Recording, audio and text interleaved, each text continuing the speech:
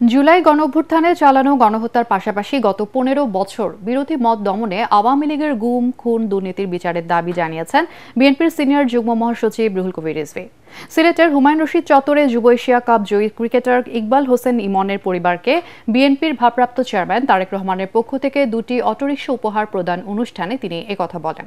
সংশোধিত পাঠ্য বইয়ে মুক্তিযুদ্ধ নিয়ে কোনো অধ্যায় না রাখায় অসন্তোষ প্রকাশ করেন বিএনপির এই নেতা। জিয়াউর রহমানের মুক্তিযুদ্ধের ঘোষণার কথা উল্লেখ করে রিজভী বলেন, গেল ১৫ বছর আওয়ামী লীগ পরিকল্পিতভাবে মুক্তিযুদ্ধের ইতিহাস বিকৃত করেছে। বিএনপির স্থায়ী কমিটির সদস্য ডাক্তার AZ-M জাহিদ হোসেন গুমের শিকার দলের সাবেক নেতা ইলিয়াস আলীর সন্ধান ও এই ঘটনার সাথে জড়িতদের বিচার দাবি করেন।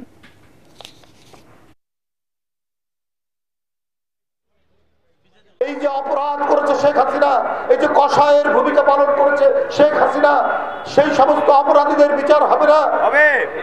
আমরা জুলাই আগস্টে যে সমস্ত শিশু বাচ্চা থেকে শুরু করে শ্রমিক জনতা আত্মদান করেছেন, তাদের সেই মহিমান্বিত আত্মদানকে শ্রদ্ধা জানাই।